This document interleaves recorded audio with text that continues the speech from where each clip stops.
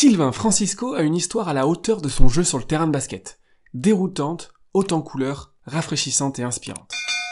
Originaire d'Angola, il a grandi en Seine-Saint-Denis, dans une famille de 9 enfants. Et l'école, c'était pas fait pour lui. Lui, c'est le basket, son truc. Mais trop petit en France pour les centres de formation, on n'en veut pas. À 12 ans, il part donc aux États-Unis, en Floride, pour suivre son rêve.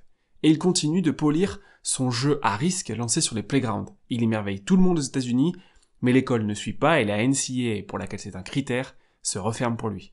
Pas grave, il retourne en France où il réalise des cartons et tape dans l'œil de Manresa, où avec moins de minutes, il prouve qu'il peut jouer dans une bonne équipe, en energizer, et il devient plus efficace, notamment avec un très beau 35% à 3 points, tout en étant important dans les fins de match.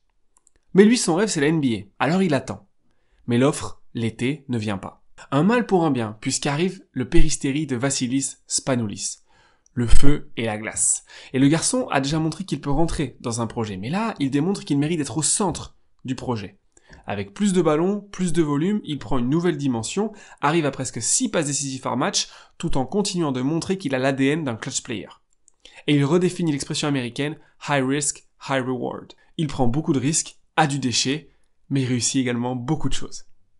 Jusqu'à sonner à la porte de l'équipe de France et être sélectionné pour la Coupe du Monde cet été. Alors, qui est cet ovni sur le terrain et pourquoi va-t-il faire sensation ? La raison numéro 1, c'est à quel point il va vite au cercle. Il a des qualités athlétiques absolument incroyables, que ce soit dans le jump ou alors dans la vitesse latérale. Il va tellement vite qu'on a l'impression qu'il joue en vitesse 1,5 par rapport aux autres. Il les laisse sur place. Il se meut à une vitesse incroyable et ensuite, quand il est en l'air, il peut rester longtemps, provoquer des fautes, aller finir même en contre-attaque. Regardez cette situation sur un écran où on a l'impression que le défenseur va le suivre dans l'écran, donc le grand se désintéresse de lui, va regarder ce qui se passe ailleurs, mais Sylvain, lui, il voit un trou que seul lui peut exploiter, et il explose, il va finir au cercle parce qu'il n'y a pas d'aide. Donc le défenseur, il est pas fou, il essaie de rester un peu plus longtemps, et ce qui n'empêche pas Sylvain de quand même aller finir.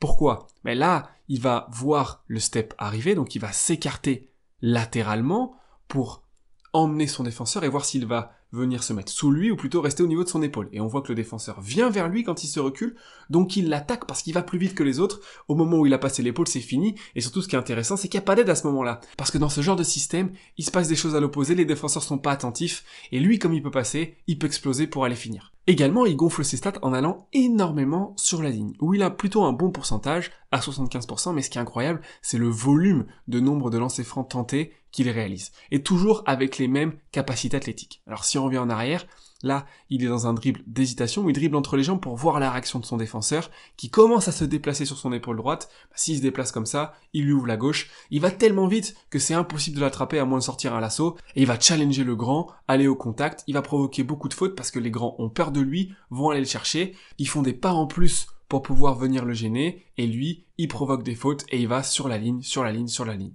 Il peut le faire même face à des petits, et dans cette situation, il va profiter encore une fois que le jeu se passe à l'opposé pour attaquer à l'inverse, encore une fois dans cette prise de risque. Alors pourquoi ? Ici, il est en train de se déplacer dans le système, donc le meneur essaie de lui mettre la pression. Ici, en l'occurrence, il est entre la balle et le panier. Mais là, vous allez voir que c'est un petit peu différent. Il y a un vrai espace à gauche, personne ne regarde à l'opposé, mais en plus de ça, le défenseur est pas très bien positionné parce qu'il lui ouvre vraiment l'espace. Il est plus vraiment entre le ballon et le panier. Donc là, il peut baisser l'épaule, aller vraiment droit vers la ligne de fond pour ensuite contourner, prendre son bras intelligemment pour aller provoquer les fautes. On l'avait vu notamment dans la vidéo avec Luka Doncic, pour ne pas se faire voler la balle et également montrer à l'arbitre qu'il y a un contact du défenseur. Là, on essaie de l'envoyer à l'opposé de l'écran, mais il est tellement vite qu'il va pouvoir le contourner, et encore une fois, il n'y a pas d'aide, l'attention n'est pas dirigée vers lui, donc il passe toujours au contact, là il y a un boulevard, donc il va se jeter à pleine vitesse dans la raquette, il a des énormes capacités de finition, notamment quand il passe la balle de sa gauche vers la droite pour aller finir avec la planche, et puis dans les transitions, forcément il provoque également beaucoup de fautes, ce qui lui permet de mettre beaucoup de points. Facilement. Et une autre façon de mettre des points facilement, c'est d'attaquer les grands sur les écrans. Une chose qu'il a beaucoup fait à Péristérie cette année, c'est des écrans verticaux, comme ça. Où l'idée, c'est de lui permettre de prendre de la vitesse, on les a vus dans la vidéo sur les protections, et de s'attaquer au grand, qui est ici, qui est en train d'arriver vers lui, et un énorme espace à couvrir pour lui, puisque tous les joueurs sont en bas. Donc il va se lancer, et le défenseur est en train de se décaler. Le plus difficile pour un grand, c'est pas de se déplacer vite dans un sens, c'est d'aller dans un sens pour changer de direction. Et donc s'il commence à se déplacer à gauche, il est pas à droite. Et très intelligemment, il passe et il le force à faire une grosse faute. Là, on va voir une situation similaire où on va adapter l'écran, et puis il va aller challenger le grand pour, encore une fois, provoquer la faute. L'écran est très très haut volontairement pour pouvoir s'ajuster, le poser comme ça, et là il se retrouve en 1 contre 1. Face à un grand, il peut choisir, en l'occurrence l'autre grand est dans la raquette, donc il va essayer de rester au niveau de la mi-distance, et il provoque quand même la faute.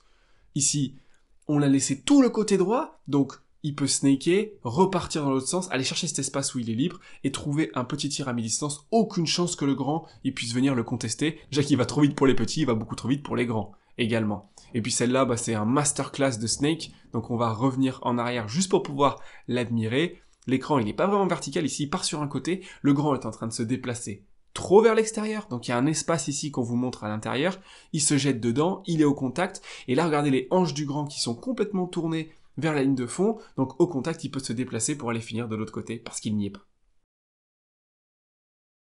Donc on l'a dit, il prend beaucoup de risques, il attaque beaucoup le cercle, il casse des systèmes, mais il a également une vision du jeu qui lui permet d'être efficace, et toujours ses caractéristiques de son jeu en prenant des risques. Et là, la passe, elle est magnifique, il y a beaucoup de meneurs qui se seraient arrêtés, là, il va chercher un panier facile, avec Mirobilan qui est quand même pas le dernier en termes de finition.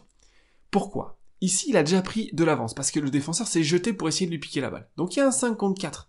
Et en avançant, on voit que tous les défenseurs sont bien placés, l'avantage il est ici. Lui, il le voit, mais on est dans le même couloir. Il y a beaucoup de meneurs qui le tenteraient pas. Lui, il se décale un tout petit peu pour ouvrir la ligne de passe. Le grand se tourne intelligemment pour lui montrer qu'il est disponible. La passe est magnifique et il va aller finir. Alors une façon de défendre sur des joueurs très très agressifs comme lui, c'est de s'y mettre à deux, mais il va falloir bien le coller parce que dès qu'il passe, ensuite, il génère des aides, tout le monde vient dans la raquette et il peut trouver les autres pour marquer des paniers faciles. Puis là, quand il y a des espaces comme ça, c'est beaucoup trop. Lui, il va attaquer à l'opposé pour forcer l'aide à venir. Si elle vient pas, il a un lay-up. Sinon, il voit que c'est la bonne passe à faire. Il a même commencé à préparer la passe avant même que l'aide soit complètement arrivée. Il l'a vu se bouger. Il fait la passe.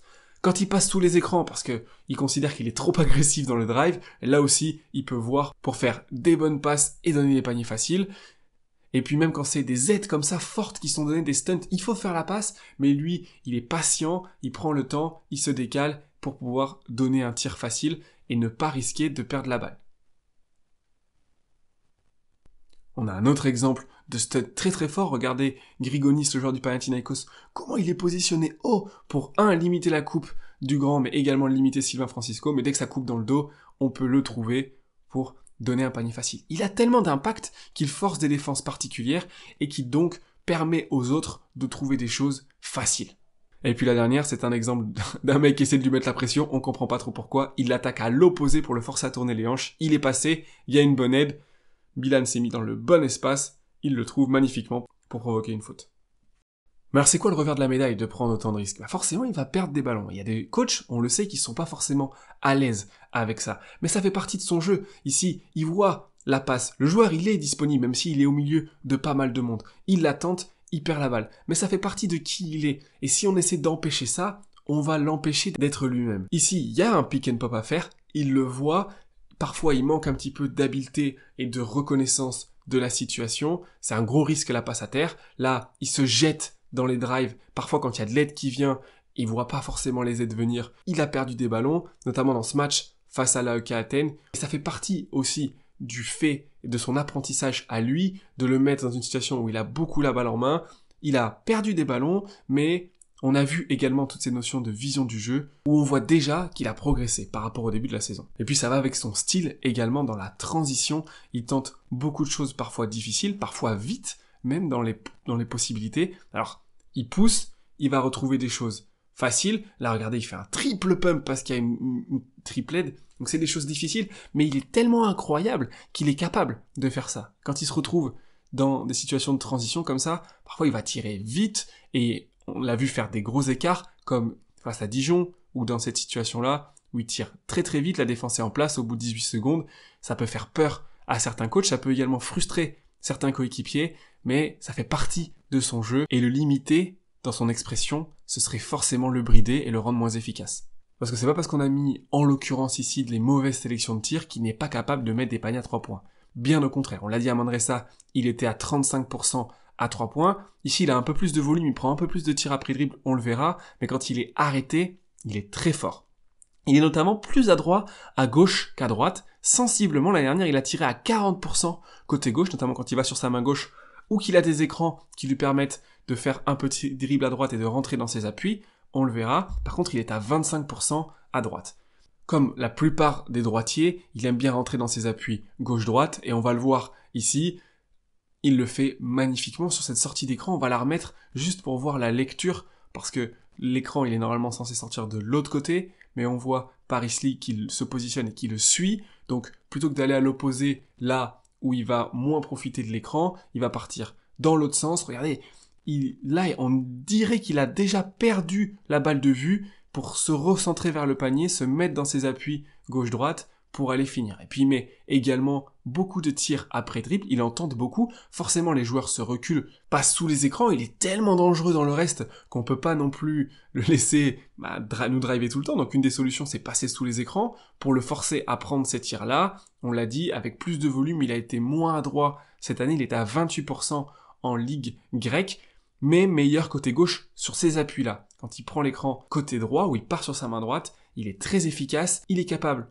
de mettre, mais surtout il est capable de mettre des tirs incroyables. Alors, ça vient aussi dans le côté high risk, high reward. Regardez ce tir-là sur un pied droit, alors que c'est le début du match, hein. On va le remettre tellement il est beau. Regardez, il y a un close-out, il le réattaque bien, il revient en arrière, il se jette sur lui, il est sur un pied.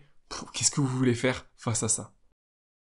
Il est également très adroit à mi-distance, sur des appuis à l'opposé de ses tirs à 3 points, ce qui est assez surprenant, il est plutôt sur du droite-gauche. Alors les premiers tirs à mi-distance qu'il prend, c'est quand il y a des aides qui viennent, il est capable de s'arrêter, mettre des petits step back, comme c'est le cas ici ou là, et même s'il est petit, c'est pas très grave, au contact il saute tellement haut que c'est difficile de contester ses tirs.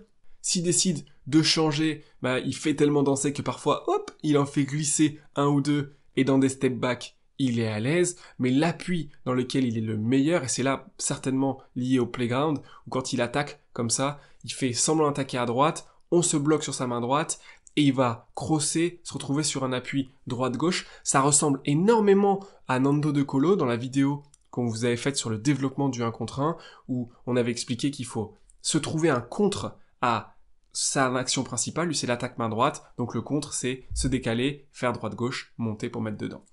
Puis on est obligé de parler de sa défense, parce qu'il était un des meilleurs intercepteurs de la Ligue grecque, où il a été élu d'ailleurs dans le 5 majeur, c'était le seul joueur qui n'était pas de l'Olympiakos, parce qu'il a cette vivacité, même en passant derrière les attaquants, pour aller leur voler des ballons, et puis de l'activité, de l'intelligence, il est tellement athlétique, puis il a beaucoup d'activité dans les mains, dans les drives, il vaut mieux protéger la balle, parce que même s'il a des petits bras, il va tellement vite que parfois on n'a pas le temps de la protéger, et on la perd, comme c'est le cas ici, mais il a également beaucoup d'intelligence, il reconnaît les situations pour les voler, et pourquoi c'est intéressant quand on vole des ballons quand on s'appelle Sylvain Francisco, c'est parce qu'on peut s'ouvrir de la contre-attaque pour aller dans ces paniers faciles, high risk, high reward. C'est la fin de cette analyse sur Sylvain Francisco, on espère qu'elle vous a plu, et on espère surtout que vous allez le découvrir beaucoup mieux cet été à la Coupe du Monde où il a été sélectionné, et où on est sûr qu'il va faire des ravages dans un style qu'on n'a pas eu encore jusque-là en équipe de France, et on a hâte de voir ce que ça va donner.